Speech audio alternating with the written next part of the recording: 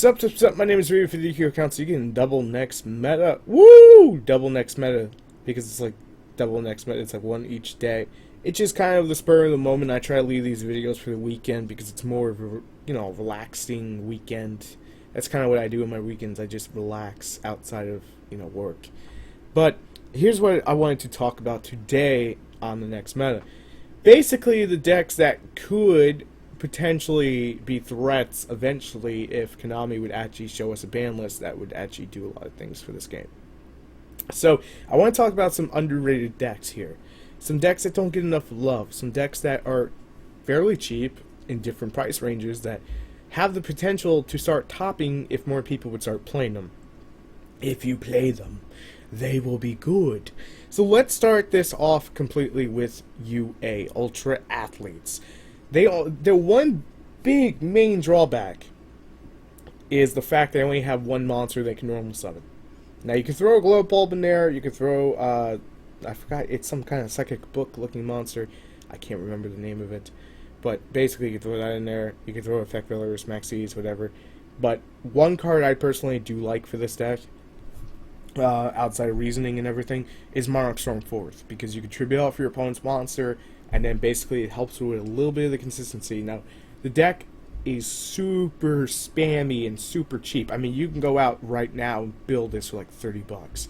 You don't have to invest like you do with Necrots and worry about Konami hitting them. You could pretty much just invest in them, get them extremely cheap via online, and then basically just have them and utilize them when you want to.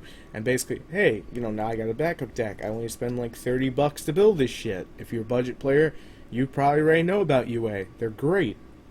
Very underrated. And I honestly think it's one of those decks that if Konami would basically just shave off the past 6 months of crap, that UA would have potential to top before Perform Age actually starts taking over. I think that's definitely going to be something that's going to happen, is Perform Age will eventually take over. And we're going to talk about that probably next week.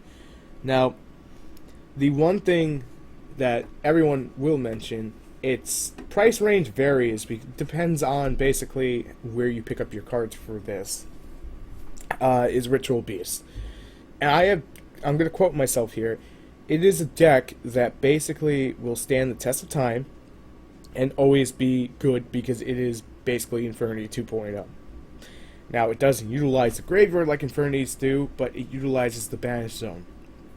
They can grab resources just like Infernities by using their fusions, and it's pretty much the same kind of concept once you learn the combos. So, it's definitely something that eventually I want to do on this channel, but I always get delayed because of other projects that I'm currently working on finally wrapping up, and then we'll get to it. So we'll finally get there. We'll finally get there. That's a lot of what happens, trying to launch one thing at a time. So Ritual Beasts are one of those decks, again, they're just right under that meta status that I really do think could top if Konami would get rid of the Big Five. And when I say the Big Five, some people are going to hate me for saying this, Necrots, Burning Abyss, Shaddoll, Satellar Knights, and Cleaforts. Those are the Big Five. Those are pretty much what stands on top of everything else when it comes to topping. If those five did not exist, hypothetically, stay with me, if they did not exist, or they got powered down, then decks like Ritual Beasts, UA, Infernoid, and about 30 other decks could probably potentially start topping. Now, Infernoid I had once called pretty much the next meta deck, and I still stand by it. Now, the only problem is that this deck suffers from really bad opening hands, and is pretty damn easy to stop. And when I say pretty easy to stop, drop a Kaiku or Imperial Iron Wall without the MST or a Dark Hole, and they have to scoop phase.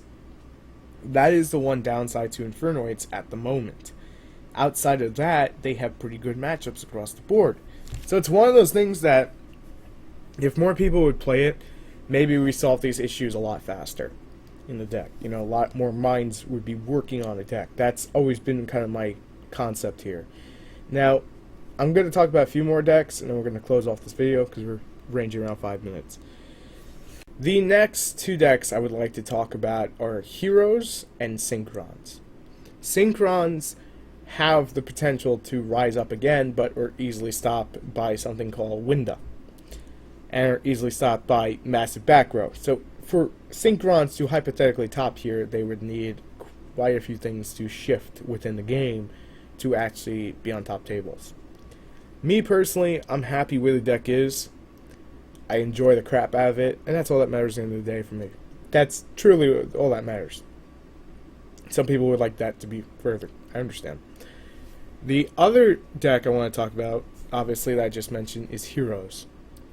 I honestly feel out of every deck out there, this is pretty much the best anti kind of meta deck. And they were right under the meta, like right under the caving of it.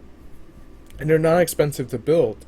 It's not, the price points of these decks. The Infernoids will still run you, I call it Infernoids. Infernoids will still run you quite a little bit, but the rest of these decks are fairly cheap. I mean, I think Ritual Beasts are what, like $50 now? If you have pretty much your extra deck stuff, it's like $50. So it's fairly cheap. Otherwise than that, it gets up there. But we're working on something for that. Now, what I was going back to real quick is wrong video talking about update shit. I was going back to real quick. Heroes are like right under it, so they got that potential. The last deck I really just want to talk about because someone did originally ask me to make this video. I don't remember your username, I'm sorry, is Yang Zing. I feel Yang Zing would have the potential, to really do top.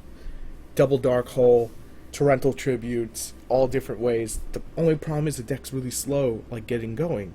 And it's not, hey, put Supply Squad in the deck to get it to go. No, it's, I need you to attack, to get it to go. That's kind of the premises here. And Armades comes out, and then Armades shits all over the deck, and then you got a Fiendish Chain or Breakthrough Skill to deal with it, and it's a whole nother mess. And I don't mean to say Armades shits on the deck. I'm looking to play Yang Zing myself, but it is one of the big weaknesses of the deck. So, it's kind of one of those things.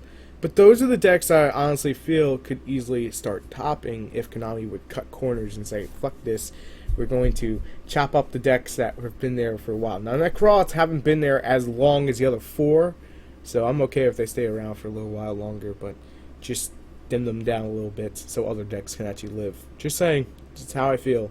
But end of the day, those are the decks that I honestly feel have potential if more people would play them and Konami would shape the game. Just shake it up. I think that would actually be amazing. It'd be cool to see. But thank you guys for watching. Make sure to rate, comment, subscribe. Check out the videos and the annotations as always. Thank you for watching, my mobile friend users. It's in the description for you now because I love you guys for always wanting to support the channel, and I appreciate it. Thank you guys, and I'll catch you later on the next one. Peace.